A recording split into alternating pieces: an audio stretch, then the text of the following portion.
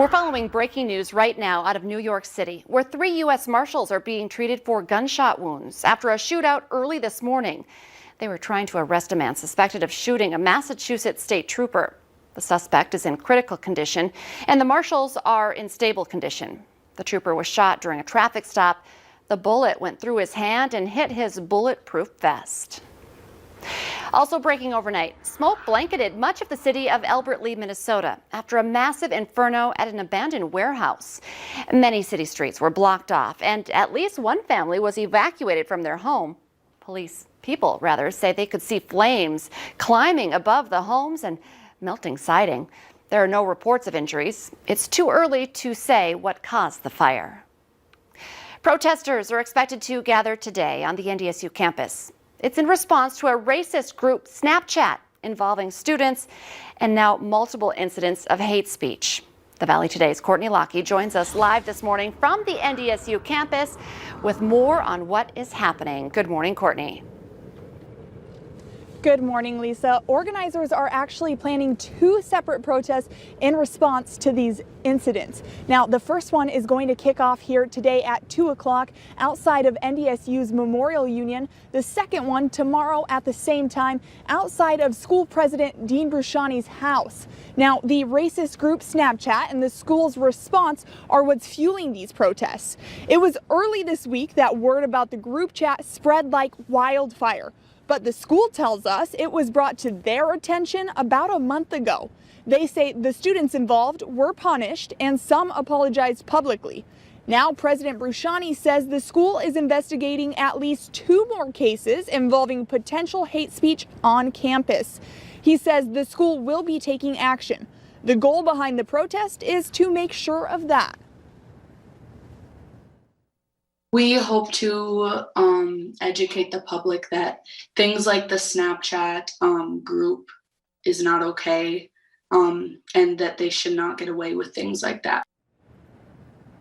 And we're still waiting to learn more on the details regarding the new reports of the hate speech. Lisa?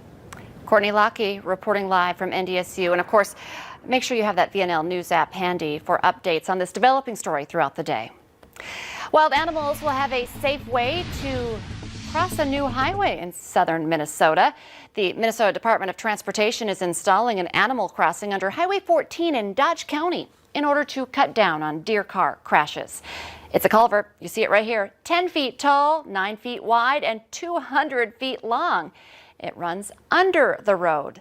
The DNR worked with MnDOT to find places where deer are known to consistently cross.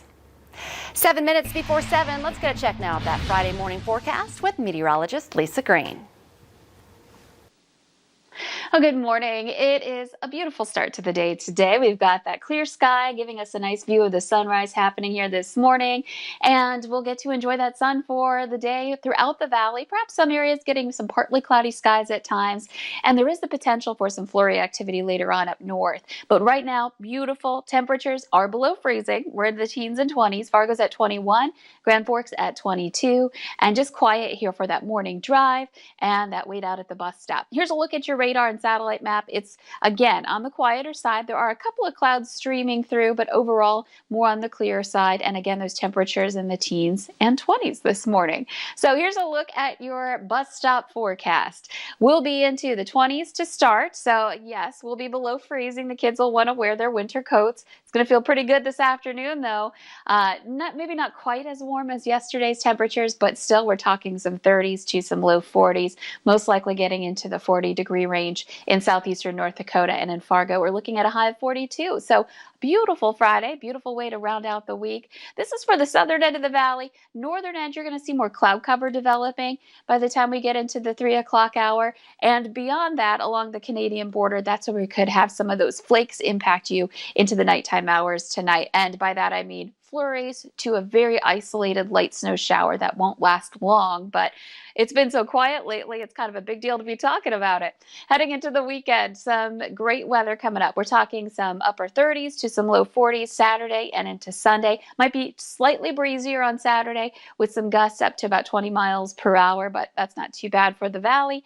And on Sunday, we're looking at more sunshine and pleasant conditions. So a great weekend ahead. After what's been a beautiful week this week, we really are starting December on a great note. I'm loving it, like an early Christmas present. Thank you, Lisa. North Dakota Governor Doug Burgum has unveiled a $15 billion budget that bumps state spending by 2%, but does not raise taxes on sales or income. The plan includes a $1.25 billion bonding package, largely aimed at funding statewide infrastructure projects. The legislature will take up the governor's proposal in its next session, which starts January 5th. The Republican governor's budget is the second biggest proposed by a governor in state history. Jack Dalrymple proposed a $15.7 billion budget in 2015. That was eventually whittled down by lawmakers to $14.2 billion. Minnesota officials are urging people who have fallen behind on their rent, mortgage, or utility payments amid the coronavirus pandemic to apply for state aid before a looming Monday night deadline. The COVID-19 Housing Assistance Program has already taken more than 28,000 applications for more than $67 million in aid. There was about $30 million left. People in Minnesota seeking aid should apply online at 211unitedway.org by 11:59 p.m. on Monday. The final 2020 monthly employment report will be released this morning. Economists expect an estimated 440,000 jobs were added in November, compared to October, when there were 638,000 jobs added. The drop in jobs is possibly showing the effect of new stay-at-home orders and curfews due to the COVID-19 pandemic in the country. CBS News has learned that President Donald Trump had a tense meeting with Attorney General Bill Barr this week when Barr was seen at the White House for more than 2 hours.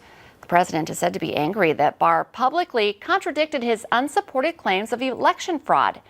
Barr said that the Justice Department has seen no evidence that could overturn the election. With less than 50 days until Inauguration Day, President Trump has yet to concede defeat. A 16-year-old girl with Down syndrome is safe at home this morning after turning up at a Fargo hotel. It's a story we first told you about yesterday morning here on the Valley Today.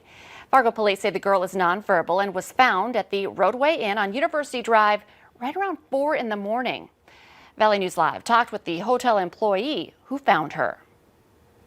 I truly believe, it's just part of my job to make sure, when something's maybe amiss, that I try to figure out how to make somebody safe or happy. Police aren't sure how long the girl was out or how she ended up at the hotel. They tell us their Crimes Against Children unit is following up with both the girl's family and social services.